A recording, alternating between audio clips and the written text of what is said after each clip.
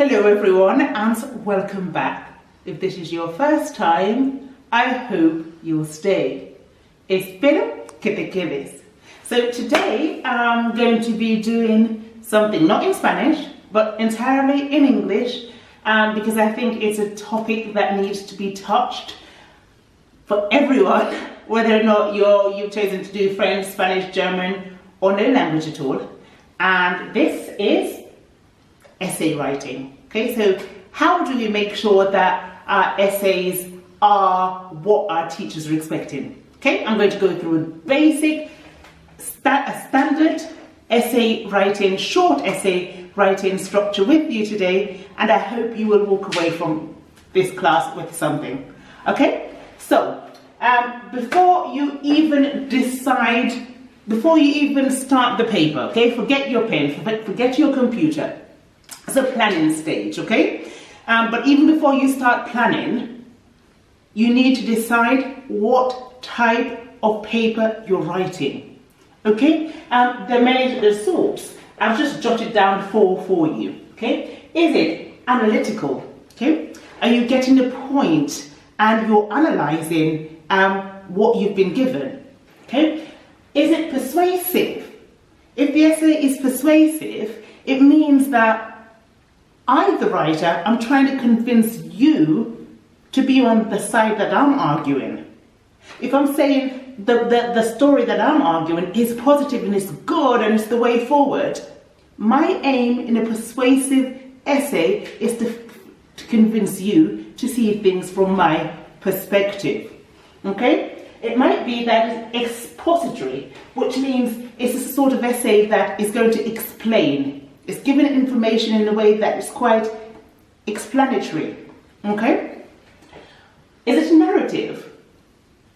So narrative is where you're actually telling the story, okay?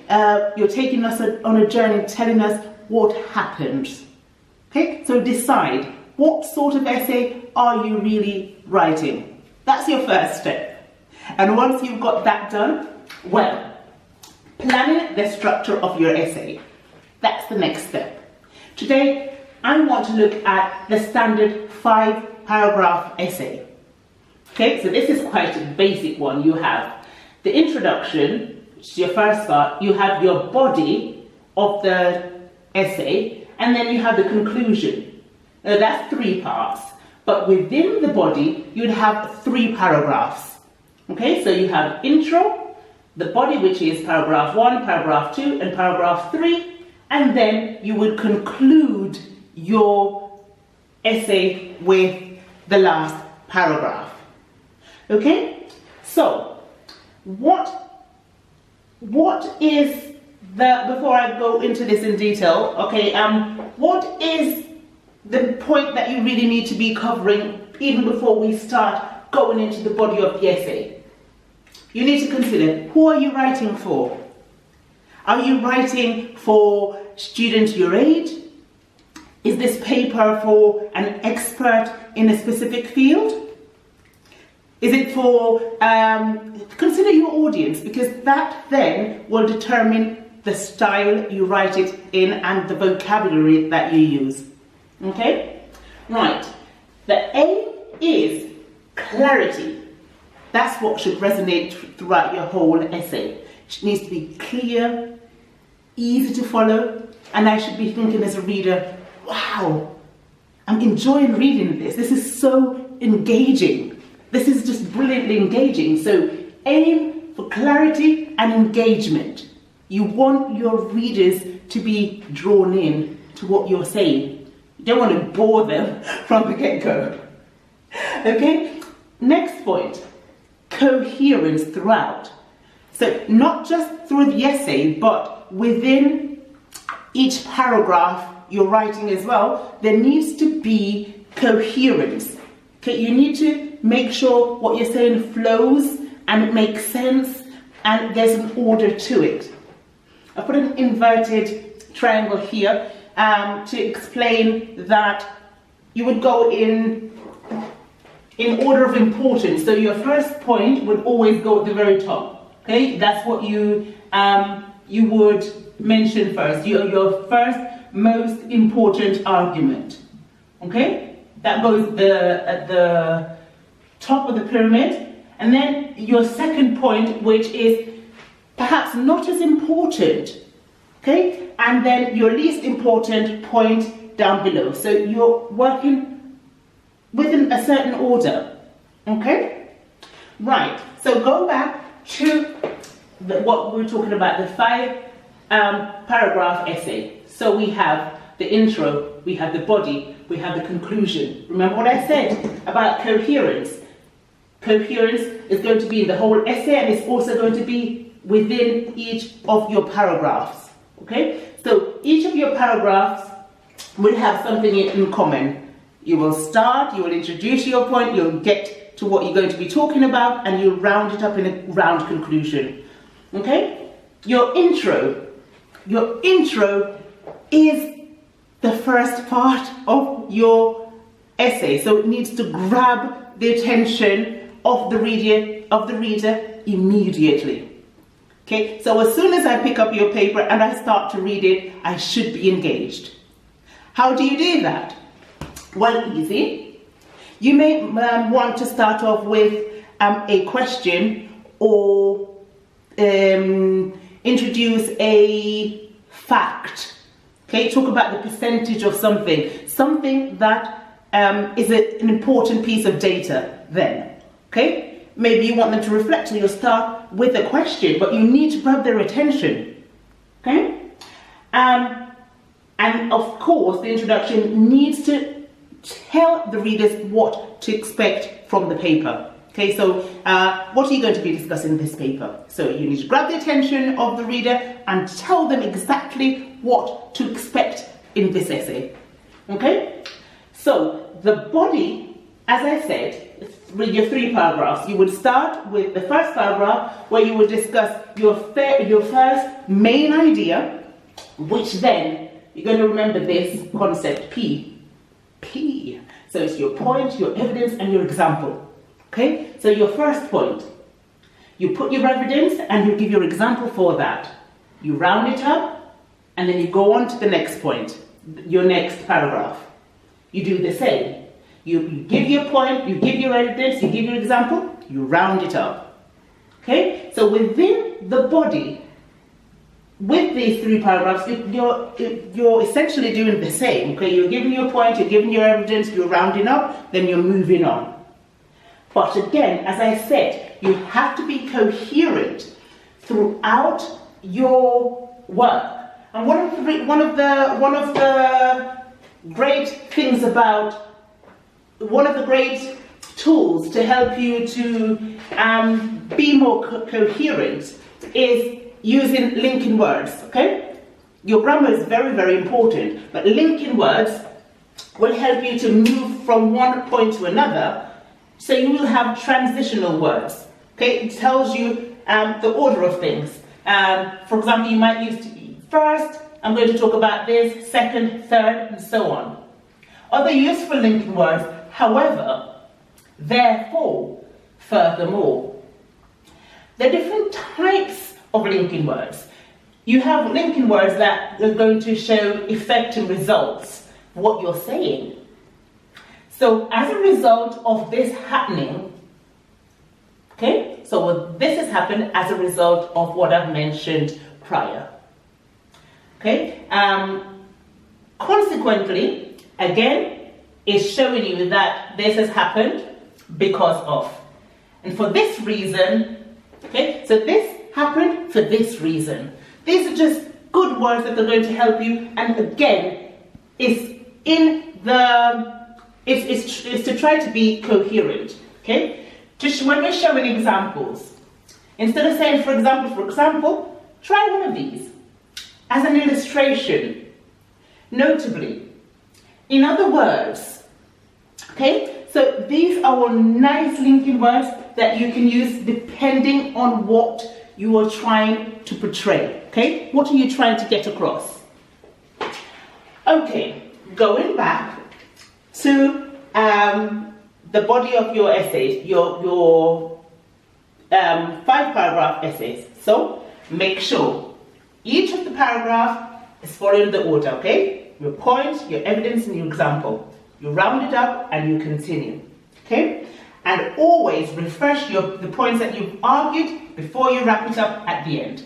So essentially what you're doing in each mini paragraph, you're beginning, you're pointing out, and then you're concluding. So within the actual essay, you're actually rounding up and concluding. So you're not just concluding at the end. You're making sure the reader is coming along on the journey with you. They're never lost, because we don't want to lose our readers. Okay? So as I said, I'll go over that again. Each paragraph has an intro, which is about one sentence. Your main arguments and argument A and argument B. Okay, then the supporting argument, and then you close. This is essentially what we're doing for each paragraph. Now, something that is very, very important is figures and data. Lots of times maybe you want to put a pie chart in, you want to put a table in, you want to put different types of graphs. This is perfectly okay. Okay, it shows your evidence, you're giving evidence, and we love that. We lap it all up, it's brilliant. But what you don't want to be doing is then writing in your essay everything that's been depicted on these graphs. Okay, you don't want to be saying, in 1992, you don't want to be expressing in words exactly what is said in the graphs or in the figures, because that's redundant. You're saying it twice and it's not necessary. You could just refer to the table, refer to the figures that have been mentioned. Okay, so don't be redundant. If you're using a table or a graph, that's what they're there for. Make sure they're clear, they're clearly labeled, so I, being the reader, I'm able to follow with no issue at all. It says clear, evident, no confusion at all. That's what it's for. If it does its job, I don't need to be then explaining further in words what this is for. Okay? So that's a very important point. Next point, my dear friends, is plagiarism. Plagiarism is a big thing, especially when you're writing at a higher level. Like all levels, it's important, but it's especially a problem the older you get. So sometimes we might be committing plagiarism and we're not even aware that it is plagiarism. So what is plagiarism? These are just a few of the most important, most often committed ones, okay? So collusion. Collusion is, imagine we both go to the same class, we're doing the same course, and we decide to do the work together. And we don't say anything to our teacher, and we present that work as ours. Just my name on the paper? That is collusion, because we're deceiving the university, the school, the college. That's considered collusion. I'm working with someone to deceive. Okay? I'm working together with you to cheat. And this is a type of plagiarism. We do not want to commit that. Okay? Then we have self-plagiarism. You might say to yourself, well, I did an amazing paper and I got a 10 on this paper. I'm going to use exactly what I wrote in that paper before, because it was an amazing piece of work. And if it was so amazing, why am I not going to use it again? If you were to use this paper, even though you were the original author of this paper, and you don't mention that it was work that was already handed in and marked, dated and all, that is also plagiarism. Okay? Inappropriate paraphrasing. So imagine I paraphrase, I put somebody else's ideas but in my own words, and then I don't quote the author. Plagiarism! Right, and referencing. If you put somebody else's work within the body of your work and you don't reference or put them in quotation marks, again, you are committing plagiarism, and you do run the risk of even getting kicked out of the course or just getting a 0 on that essay. Okay, so plagiarism for me is a massive one. Okay, be careful that we're not committing that, because it often happens. Right, this is something that I come across a lot, because obviously a lot of my students are foreign students, or they are of other nationalities. So they tend to mix English a lot. Sometimes they start using American English, and you know, sometimes the spelling is different. Pick a side, guys. Pick a side. If you're using British English, stick with British English. If you're using American English, stick with American English.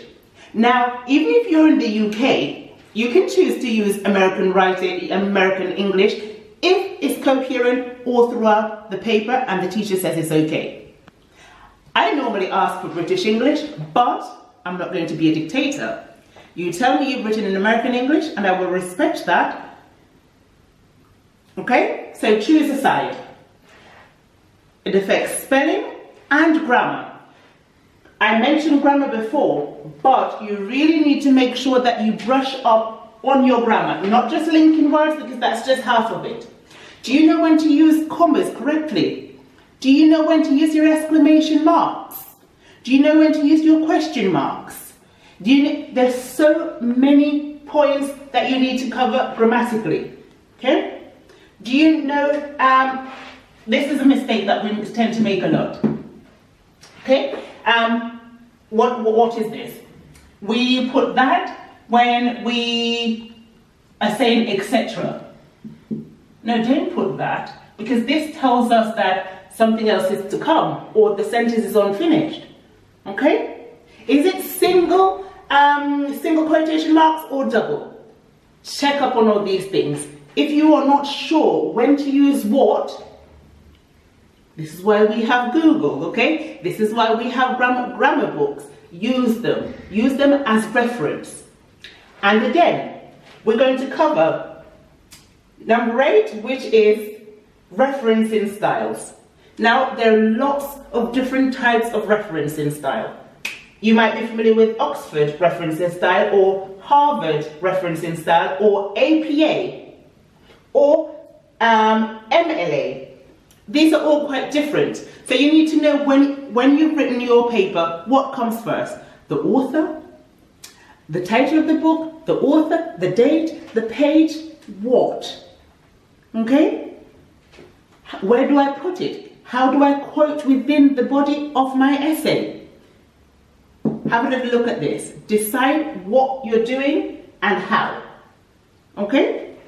And I think that just leads us to the last point, which is, before you hand any work in, guys, you need to make sure that you're checking it, okay? Not because you love to check, but because it's an important part of your planning and your preparation and your writing. So, you check your work, you reread again, and you spell check, okay? And if you have someone who is perhaps a little bit better at grammar than you, get them to check it, because sometimes you might not be as good as spotting a mistake as somebody else. You know, 4 sets of eyes are better than 2, and all of that. Okay? So yeah, it's worth getting someone to check it just in case, and don't forget your spell check. So again, before I sign off, type of writing the type of paper you're going to write. What sort is it? Who are you writing for? Clarity, coherence, grammar, expressions to help you transit better from paragraph to paragraph, or idea from idea to idea. The body, the standard essay, intro, body with the 3 paragraphs, and the conclusion. Okay, make sure that you're grabbing the attention of the speaker, of the reader. You are putting your point across, you're giving evidence, and you're giving an example, and you're rounding it up. You're not committing plagiarism. You're using figures and facts and data, but you're not repeating it in your text. You're referencing appropriately. Choose one, choose a side. You're choosing what sort of English, what English you're writing in, whether it's American, Australian, British. Stick to that. Don't mix, because you might get done for a spelling mistake. If I see in the first part you put colour with the OR, and then further down I see OUR, massive no. Okay, and so spell check. And so guys, I know that was really quick, but I hope that you will find this video useful. And yeah, with that, os voy a dejar, okay? I will see you in the next video. And with that, I'm going to say hasta pronto. Adios.